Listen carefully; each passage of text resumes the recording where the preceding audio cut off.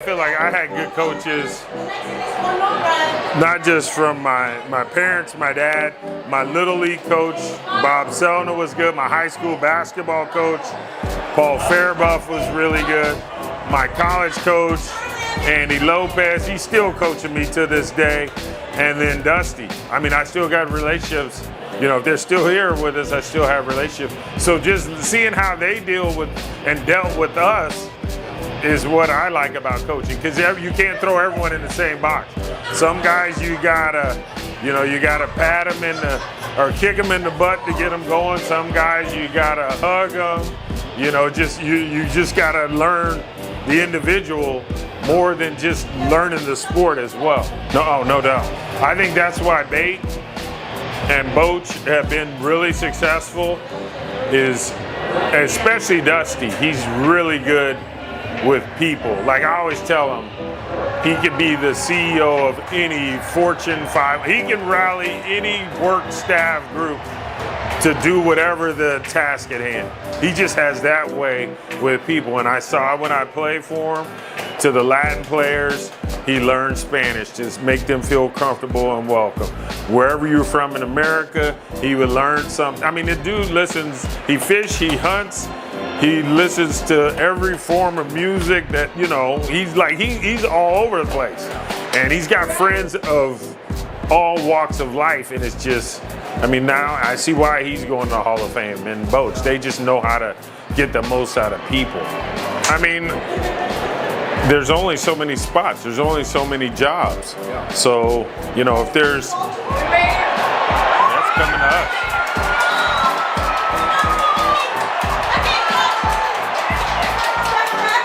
That's good content right there. That's good timing right there.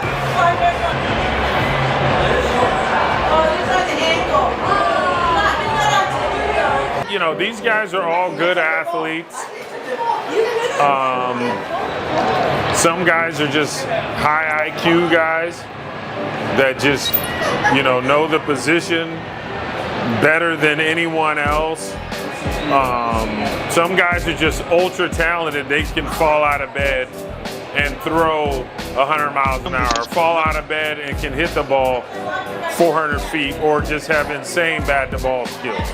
You know, it's just some things that just God just gave him and just said, you're gonna throw 100, you're gonna be an 80 runner.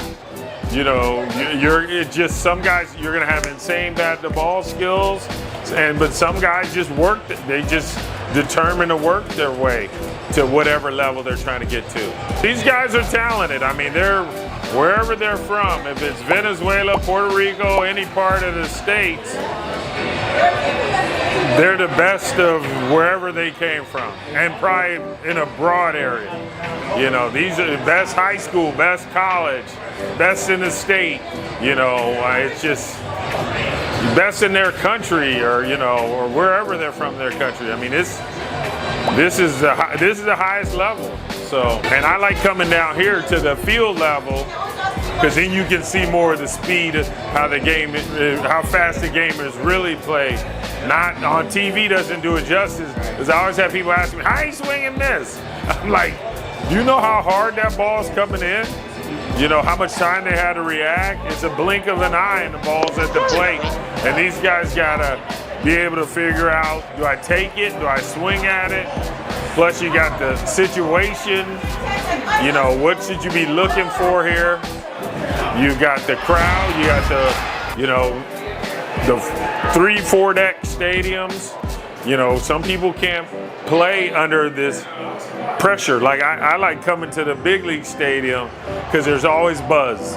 If you block all the cheering out and just listen, you can always hear buzz. And it's like there's always buzz. And some guys, we haven't figured out how to scout it. But there's some guys who can play in the minors, come to the big leagues.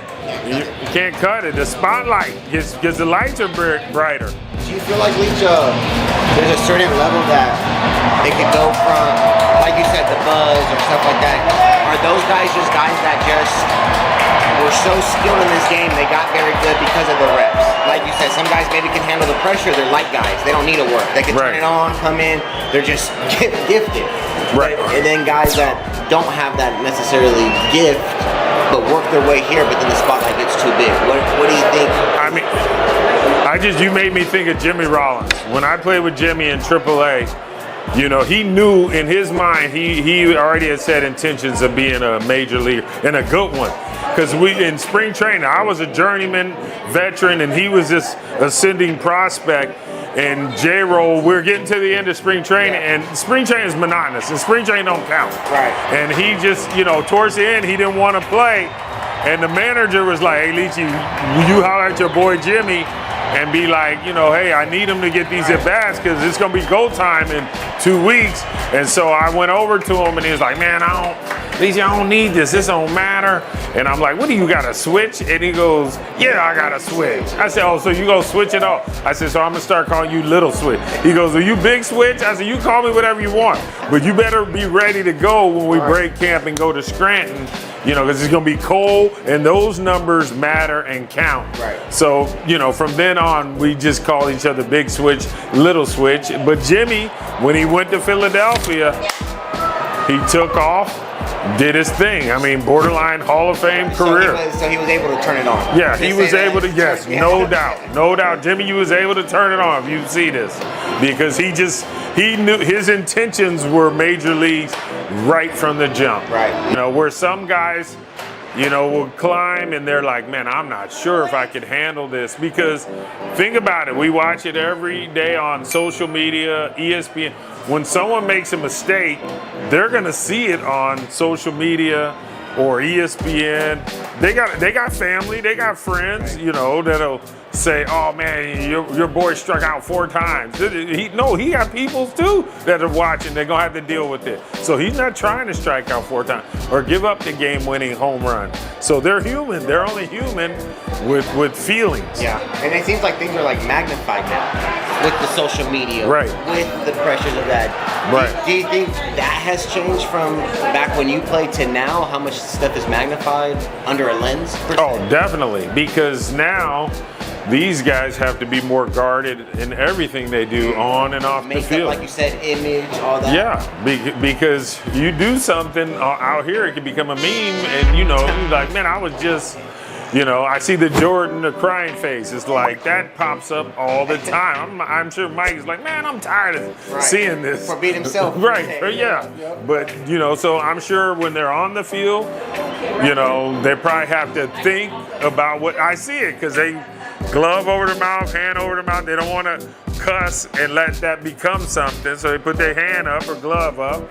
And then off the field, I'm sure they try to keep a low profile, because we all got camera phones that can pop up, and you know, and then all of a sudden that shows up on social media. So it's a different, these guys they're in a tough spot, you know, for doing what they love, but they're only human, you know, at the end of the day. No, I love